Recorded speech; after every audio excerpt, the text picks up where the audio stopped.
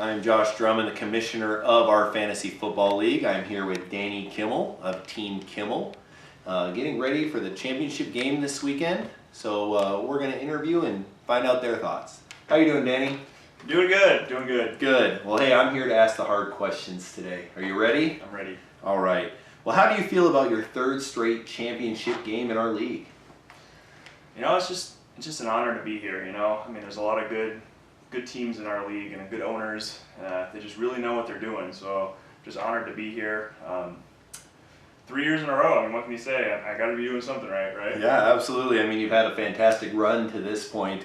What is your response to some of the online message boards about, if you lose this third year in a row that you should perhaps reconsider your team, the early 90s Buffalo Bills?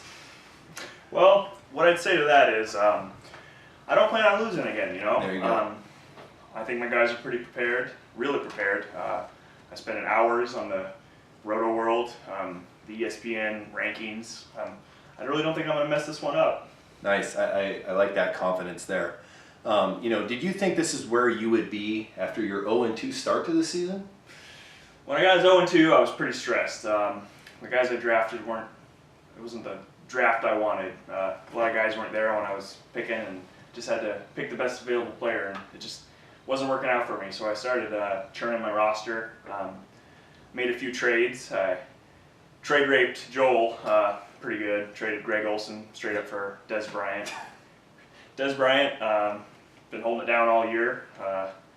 He's a top 10 wide receiver right now. I mean, getting that for free. Yeah. Pretty good. Would you say that, Dez Bryant has been a key to your roster this year? And, if another team may have had him, that could have led to more success for them? Yeah, I do believe that. I think Dez Bryant could have turned a lot of teams around. Yeah, I definitely agree. Obviously, Ben Roethlisberger went down with a shoulder injury a couple weeks ago. You obviously made a fantastic trade with my team that worked out for both of us in the long run. But what do you think about the controversy now that Ben is healthy?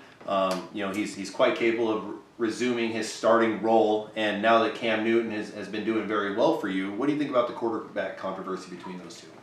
I don't think there's much of a controversy right now. I think Big Ben, he knows he's a professional. He knows that he's got to go. We got to go with the hot hand. Cam Newton's been playing too lights out, and I know Big Ben's going to be a professional about it, and just be prepared to come in if he has to, or he's just going to prepare like he would if he was starting. I don't think there's much of a controversy there. Okay.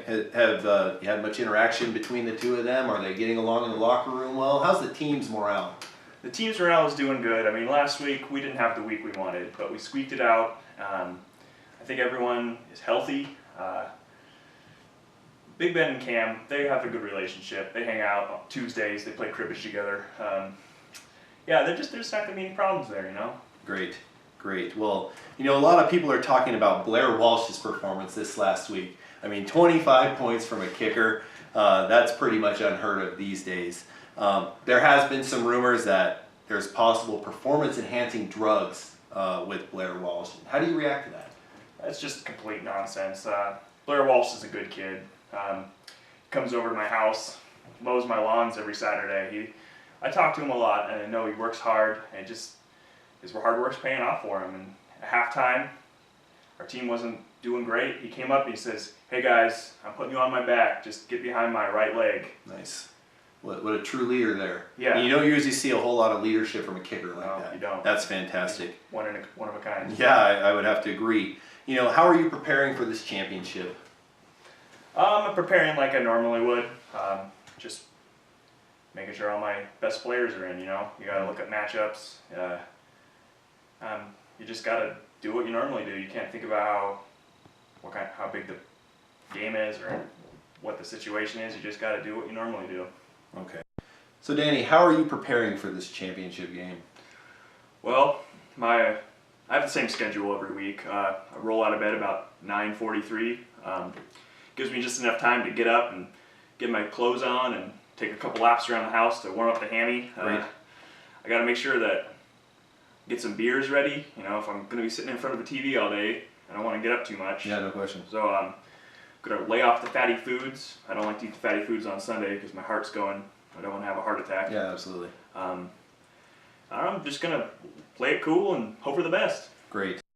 So Danny, what do you feel about your opponent, the Raging Wookiees, and more importantly, their owner, Abby Yates? Who? The Wookiees? Is that who I'm playing? Yeah, they were the Vegan Vengeance in prior years. Oh, I threw out the film on those guys like week 3. I didn't even think they'd be a factor. Are they still in this? Yeah, somehow by a miraculous first round bye and an amazing performance by Aaron Hernandez, they seem to have snuck their way into the finals. I'm not even worried about it then. I might not even watch the games on Sunday. Are you kidding? Fair enough. Did you guys bring the trophy here? Oh, you know, I don't have it at this time. Oh but man, you guys should have just brought it. I mean, it'd save you guys the time later. Hey, we still have to play the game. Yeah, I guess so. So, any predictions for this weekend? I mean, now that I know that's who I'm playing, I'm guessing I'm going to win by at least 80 points. Fair enough, considering the final score will probably be, what, 85-5 then? That's somewhere in there. Okay, sounds good. Well, I thank you for your time tonight, Danny, and good luck this weekend. Thank you. Thank you for coming.